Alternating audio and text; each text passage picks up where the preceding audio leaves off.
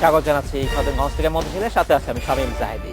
চালের আমদানি শুল্ক 8% থেকে কমিয়ে 10% করার সিদ্ধান্ত নিয়েছে সরকার। এতে চালের দাম কেজি প্রতি প্রায় 6 টাকা কমবে বলে আশা করছেন বাণিজ্য মন্ত্রী। আজ আমরা আলোচনা করব চালের বাজার পরিস্থিতি নিয়ে। এই নিয়ে কথা বলতে আমাদের সাথে স্টুডিওতে রয়েছেন অর্থনীতিবিদ ডক্টর আহমেদ আল কবির। তবে আলোচনা শুরু করার আগে দেখে নেব একটি প্রতিবেদন। 2 মাসের বেশি সময় ধরে অস্থির চালের বাজার, বড় মৌসুমেও কমেনি দাম। এজন্য মিল মালিকরাই দায়ী, এমন অভিযোগ সরকারের। অস্থির চালের বাজারে লাগাম টানতে আমদানি শুল্ক কমালো সরকার। বাণিজ্য মন্ত্রী জানালেন, চাল আমদানি করবে সরকারও, এতে বাজার দ্রুতই স্বাভাবিক হবে। 28 থেকে 18% কম, তাতে পার কেজি 6 টাকা কম পড়বে এবং এটা 40-এর নিচে নেমে আসবে এবং দ্রুত গতিতে দেখবেন যে বাজারে যেটা আমাদের জন্য আমরা দুঃখিত, আমরা যদি আগেই কমিয়ে দিতাম তাহলে ভালো হতো। সরকারের এই সিদ্ধান্তে সন্তুষ্ট ক্রেতা বিক্রেতারা, তবে এর প্রভাব ঈদের আগে বাজারে পড়বে না বলে ব্যবসায়ীদের ধারণা।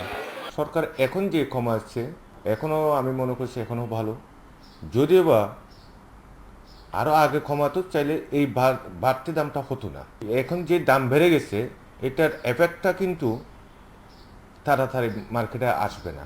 এতে বাজার পড়বে কিনা সেটা সরকারই ভালো জানে। এখন দেখা গেল যে সবাই আতঙ্কায় আছে। যদি আজ থেকে মনে করো 15-20 দিন আগে বা 1 মাস আগে যদি এই কাজটা করতো, তাহলে মিলেরা যে সিন্ডিকেট খেলাটা খেলছে, এই খেলাটা আর খেলতে পারতো না। ঈদের আগে তো আর যেহেতু সময় খুব একটা নাই, সেহেতু আশা করা যাবে না। চালের মজুদ ও সরবরাহ বাড়লেও দাম সহনীয় রাখতে সরকারের তদারকি জরুরি বলে মনে করেন সংশ্লিষ্টরা। Shahid Ahmed, independent news, Dhaka. শুরু করছি আমরা আলোচনা। ডক্টর আহমেদ আল কবির, আপনাকে স্বাগত জানাচ্ছি। কেমন আছেন আপনি? ভালো। আজ আমরা আলোচনা করতে যাচ্ছি চালের বাজার দর নিয়ে, বাজার পরিস্থিতি নিয়ে কথা বলতে যাচ্ছি। আজ আমরা যখন ঠিক আলোচনা করছি, দেখুন গত কয়েক বছরে এই ধরনের অভিজ্ঞতা আমাদের হয়নি। চালের সংকট, মজুদ কম, দাম অনেক বেশি, মোটা চালের দাম সাম্প্রতিক সময় সবচেয়ে বেশি বলা হচ্ছে। কেন এই পরিস্থিতি হলো? শুধুই কি হাওরের বন্যার জন্য দায়ী নাকি আরও কিছু?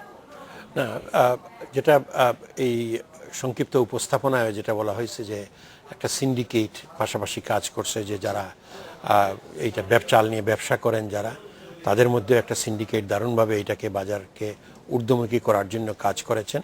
কিন্তু বাস্তবে এটা সত্য যে যেটা হচ্ছে যে এই বছরের যে বন্যা এবং প্রাকৃতিক দুর্যোগ যেটা এটা এবং এখন পর্যন্ত চলছে, যে বৃষ্টি এবং বৃষ্টিতে ফসল যে হানির যে অনেক, এইটা কিন্তু একেবারেই গত 10-15 বছরের মধ্যে কখনো হয়নি। জি। এবং এইটা না হওয়ার কারণে এবার যখন হয়েছে, এটা যদি মাত্র 15টা দিন পরে হইতো, আমাদের 80% ফসল হয়তো উঠে যেত। এই 15টা দিন আগে এই ঘটনাটা ঘটে যাওয়ায় এই পাহাড়ি ডল, এবং আমার বাড়ি ওই এলাকায়, আমি যেটা দেখেছি যেটা হচ্ছে যে পাহাড়ি ডলগুলা যখন আসে, কিন্তু আমি দেখেছি যে বরাক অববাহিকায় বা ওইসব যে পাহাড়ি নদী যেগুলো আছে, এগুলো থেকে যখন ডল আসে, বাড়িঘর, গাছপালা, হাতি পর্যন্ত ভেসে আসে। মানে এই ধরনের একটা অবস্থা হয়, এবং এইটার যে মুভমেন্ট, এটা খুবই অবিশ্বাস্য। যারা দেখেন নাই কোনো দিন, এটা চিন্তাও করতে পারবেন না যে পাহাড়ি ডলের রূপটা কী। এবং এই অবস্থায় এইবার ঘটেছে। এবারে পাহাড়ি ডলটা একেবারেই মানে অপ্রত্যাশিত ছিল। এর সাথে আরো কিছু হয়েছিল যে এবারে ফসল হানির পাশাপাশি পশু হানি, পশু পাখির মৃত্যু হয়েছে। এবারে পাহাড়ি ডল না, পাহাড়ি ডল যখন নামে তখন কিন্তু আমার ছোটবেলার একটা ঘটনা মনে পড়ে। আমি যখন আমি এটা বলছি দুই একজনকে, যেটা হচ্ছে যে ক্লাস 5-এ যখন বৃত্তি পরীক্ষা দিতে যাই, সকালে আমি স্পঞ্জ স্যান্ডেল, আমার মনে আছে যে পরে আমি এই বাড়ির পাশেই একটু জায়গায় দূরে গেছি, রাস্তাটা পার হয়ে যেতে হয়, তো ওইখানে গেছি। পড়াশোনা করে আমি যখন ফিরতেছি, তখন আমাকে নৌকায় আসতে হয়েছে। মানে যাওয়ার সময় হাইটে গেছি এই যে রাস্তা দিয়ে, ওই রাস্তায় নৌকায় আসতে হয়েছে আপনাকে। মানে ওই ধরনের পাহাড়ি ডলের অবস্থাটা এমন হয় যে কয়েক ঘন্টার মধ্যে বা এটা পুরো অবস্থা পাল্টে যায়, এবং এখানে গরু, মহিষ বা নিজের সঞ্চিত জিনিসগুলোকেও কিন্তু যে কোনো একটা ভালো জায়গায় নিয়ে যাওয়ার সময় পাওয়া যায় না। তাহলে কি অনেকটা ঘূর্ণিঝড়ের এই এত বড় একটা বন্যা হলো, এত বড় একটা দুর্যোগ হলো হাওর অঞ্চলে, এবং বাংলাদেশের ফসলের ব্যাপক ক্ষতি হলো বলো, তখনই আমরা সবাই বলা বলি করা হচ্ছিল। তাহলে এটার ব্যাপারে সতর্কতামূলক ব্যবস্থা আসলে তড়িৎ নেওয়া হয়নি। তখনই হয়তো বোঝা উচিত ছিল হয়তো চালের সংকট হতে পারে, তখন মজুদ হয়তো ইতিমধ্যে মজুদ সরকারের কিছু কমে গেছে আবার, যার ফলে যারা চালের কলের মালিক আছেন তারা অসাধু, যারা সবাই নয়, যারা অসাধু তারা আসলে মজুদ করছেন এবং চালের দাম বাড়িয়েছেন বলে বলা হচ্ছে। তাহলে এই পুরো ব্যবস্থাপনা, বাজার ব্যবস্থাপনা তো সরকার তাহলে না, সরকার সময় মতো আমি আমি আমি বলবো যে এইখানে হয়তো যে আরো যেটা মাননীয় বাণিজ্যমন্ত্রীও বলেছেন, মনে হয় কয়েকটা দিন আগে যদি এই যে বর্তমানের যে ট্যাক্স কমানোর যে সিদ্ধান্ত, যে 18% কমানোর যে সিদ্ধান্ত নিয়েছেন, এইটা যদি ওই যদি কয়েকটা দিন আগে যদি নিতেন হয়তো বাজারের উপরে একটু প্রভাবটা কম হতো। কিন্তু বাজারের উপরে যে প্রভাব হবে এইটাতে কোনো সন্দেহ নাই। কারণটা হচ্ছে যে বিষয়টা হচ্ছে যে এইটা সুনামগঞ্জ বেল্ট এবং নেত্রকোনা বেল্ট, এই বেল্টটাকে আমি বলবো যে অনেকটা গ্রেনারি অফ বাংলাদেশ, পার্টিকুলারলি বুড়ো ফসলের জন্য। বুড়ো ফসল এই অঞ্চলে একটা ফসলই হয় এবং এই ফসলটা হচ্ছে বুড়ো ফসল।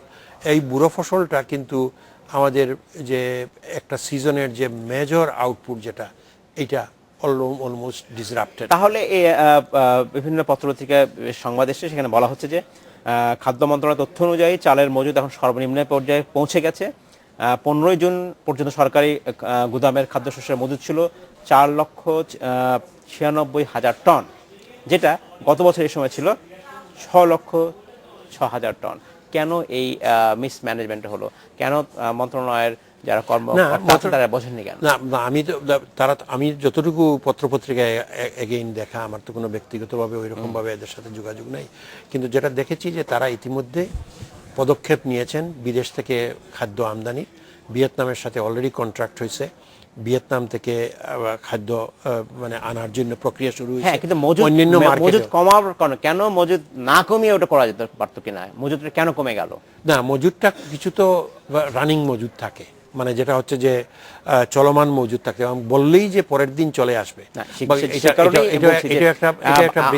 এটাও পড়েছে, বাংলাদেশ যেখানে এখন চাল কিনতে যাচ্ছে সেখানে চাল পাচ্ছে না, আন্তর্জাতিক বাজারে এখন সংকট দেখা দিয়েছে এবং চালের দামও আসলে বেড়ে যাচ্ছে, সেটাও একটা বড় কারণ। খুব যে বাড়ছে এখনো পর্যন্ত আমি আসার আগেও আপনার দেখছি, যেটা হচ্ছে যে আন্তর্জাতিক বাজারে এমন কোনো বড় ধরনের কোনো পরিবর্তন হয় নাই, এবং যারা সেলার, যারা বিক্রি করে, যেমন ভিয়েতনাম বা কম্বোডিয়া, এইসব এই বেল্টটা থেকেই পাওয়ার সম্ভাবনা আমাদের জন্য বেশি, এবং এটা মোটামুটিভাবে এখনও সহনশীল মানে পর্যায়ে হয়তো 5-10% বাড়ছে, কিন্তু আমি মনে করি যে এইটা খুব বড় ধরনের কোনো ইম্প্যাক্ট পড়বে না।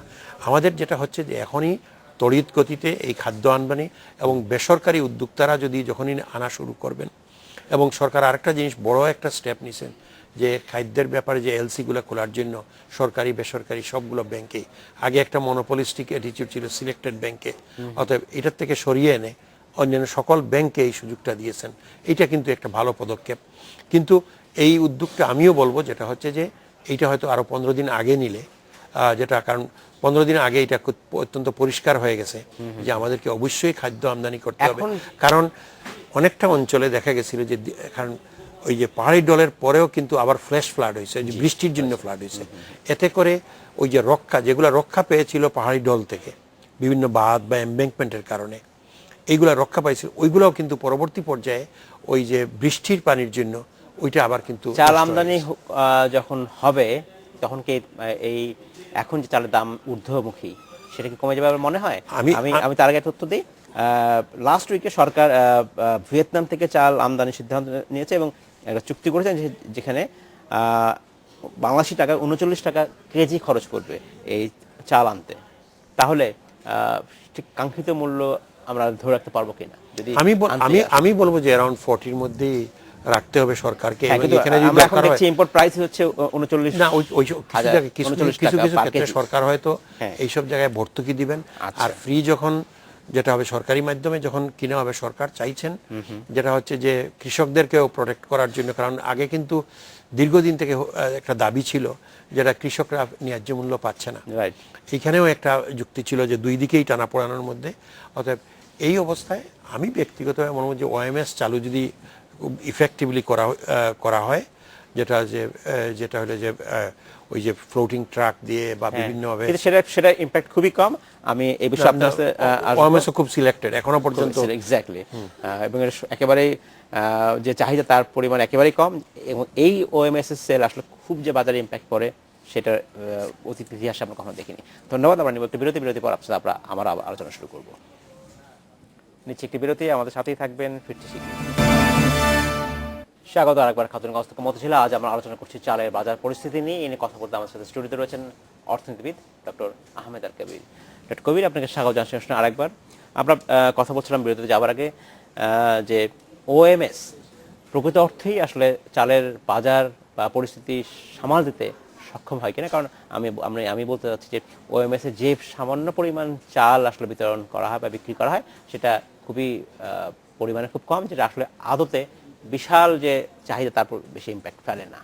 আমি বলবো যে ওএমএস এককভাবে কিছু করতে পারবে না। আচ্ছা, আমার কথা হচ্ছে এটা মার্কেটটাকে যারা যে সিন্ডিকেট করে বা যারা এটাকে মার্কেটটাকে মনোপলিস্টিক একটা অ্যাটিটিউড, এইগুলাকে একটা প্রেশারাইজ করার জন্য এইটা একটা সাইকোলজিক্যাল ইম্প্যাক্ট দেওয়া, যে আমি সাধারণ মানুষকে আমি কিন্তু এটাকে একটু লার্জ স্কেল করতে হবে। কিন্তু এখন সরকারের এক সমস্যা হয়েছে কি, অবস্থাটা প্রকট হয়েছে দেখেন, শুধু কিন্তু ফ্লাড না, বন্যা না, আমাদের বন্যার পাশাপাশি আমাদের পার্বত্য চট্টগ্রামে ল্যান্ডস্লাইড হয়েছে, অনেক লোকজন বিপদে আছে, অনেক লোকজন আরও কতকগুলো এই যে কন্টিনিউয়াস রেইনফলের জন্য আমাদের দেশের, আর এই সিজনটাই এমনিতেই থাকে আমাদের যে কিছু লোক যারা মার্জিনাল লোক, যারা পভার্টি লেভেলের নিচে থাকে, তাদেরকে সাধারণতভাবে ফুড ফর ওয়ার্ক বা অন্যান্য ধরনের কর্মসূচির আওতায় নিতে হয়।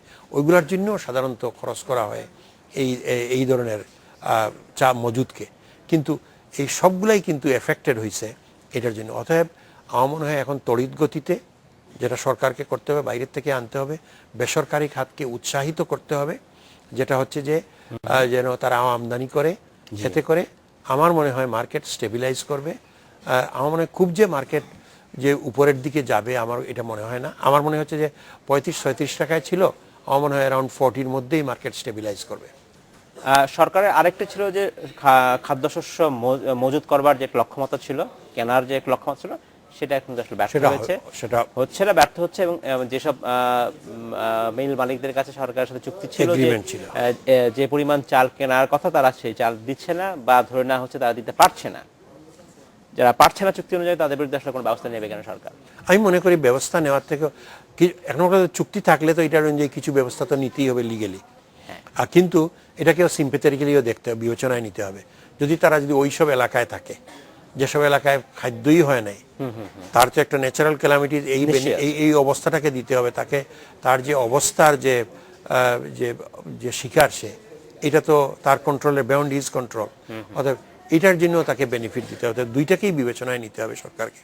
একটা হচ্ছে যে হ্যাঁ তুমি কমিট করছো, তোমার কমিটির কমপ্লায়েন্স কতটুকু সে তার কারণ ব্যাখ্যা করুক, এবং কোন এলাকা এটাকে সরকার যদি সমীক্ষা করে দেখে এই এলাকাটা ঠিকই হয় নাই, তখন এটাকে ডেফিনেটলি, কিন্তু বাকি যদি হয় বেনিফিট অফ ডাউটও দিতে হবে তাকে, এটাকে আপনি বাদ দিতে পারবেন না। অনেকেই বলছেন যে টিসিবি দুর্বল হওয়ার কারণে আসলে সরকারের যে বাজার ব্যবস্থাপনা মনিটরিং এ সরকারেরও একটা দুর্বলতা এসেছে।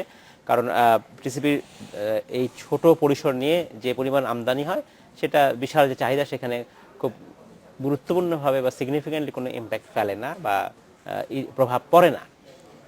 এটা কি একটা বড় কারণ, নাকি আবার উচিত তাহলে টিসিবিকে আরো শক্তিশালী করা? আমি ব্যক্তিগতভাবে বলবো যেটা হলো যে টিসিবি বা সরকার নিয়ন্ত্রিত প্রতিষ্ঠান যে খুব বেশি দূর যাওয়া যাবে এটা আমি বিশ্বাস করি না। আমি মনে করি বেসরকারি খাতকে আরো সমৃদ্ধ করতে হবে, সুযোগ সুবিধা দিতে হবে, এবং বেসরকারি খাতকে যেটা সরকার এখন সিদ্ধান্ত নিয়েছেন, যেটা যে মানে ট্যাক্স রিলিফ দেওয়া বা অন্যান্য যে এলসি খোলার জন্য ইম্পোর্ট ডিউটি কমিয়ে দেওয়া, বা এলসি খুলতে যে সুযোগ সুবিধাগুলোকে ব্যাংকগুলোকে ক্লিয়ার ইনস্ট্রাকশন দেওয়া হয়েছে যেন তারা এটাতে কোনো বড় ধরনের কোনো প্রতিবন্ধকতা সৃষ্টি না করে।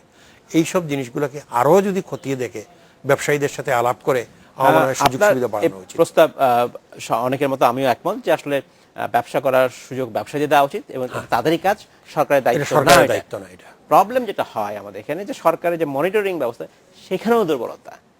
তাহলে যখন ব্যবসারা যদি কিছু অসাধু ব্যবসায়ী যখন তারা বাজারে কার্টেল করেন, তো সেই কার্টেল ভাঙার মতো ক্ষমতা সরকারের থাকে না। তাহলে কি হবে?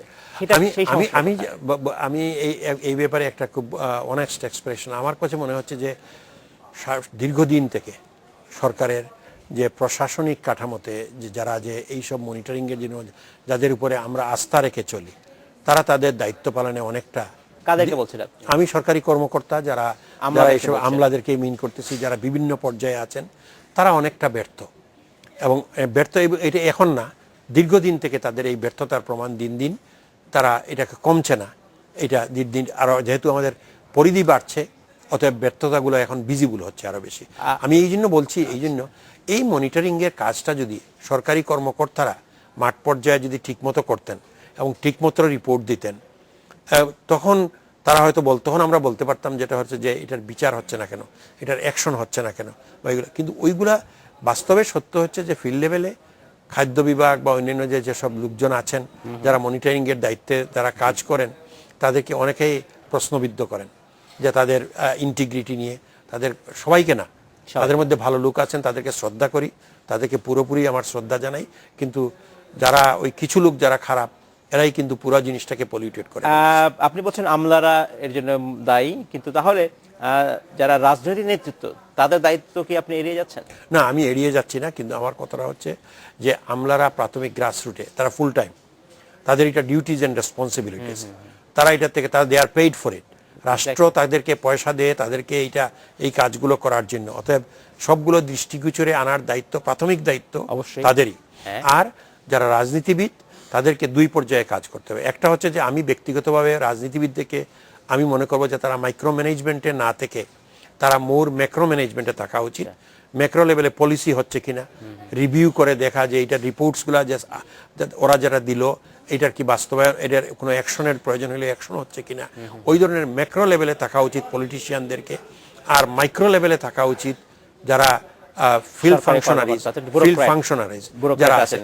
আমাদের ওই দুই জায়গায় কাজ করছে না, না রাজনৈতিক নেতৃত্বে বা আমলাতন্ত্রে হয়তো কাজ করছে না সঠিকভাবে। এই সমন্বয় না হওয়ার কারণে কি আমাদের তো সময় খুব কম, 20 সেকেন্ডের মধ্যে আপনি শেষ করতে। না, আমি যেটা বলবো যেটা হচ্ছে যে আমাদের এফিসিয়েন্সি বাড়াতে হবে, সক্ষমতা বাড়াতে হবে। আমাদের অর্থনীতির যে আকার বাড়তেছে যেরকমভাবে, ঠিক অনুরূপভাবে আমাদেরকে অবশ্যই আমাদের সক্ষমতা বাড়াতে হবে। এই জন্য বাজেটেও খুব ভালো একটা দিক নির্দেশনা আছে। যদি এটাকে বাস্তবায়ন হয় আমি খুশি হব। ধন্যবাদ ডক্টর আহমেদ আল কবির, আপনার সাথে নিশ্চয়ই আমরা আবারও কথা বলবো পরে। এই ছিল আজকের মতো খাতুনগঞ্জ থেকে মতো ছিল, আমাদের সাথেই থাকবেন, দেখা হবে।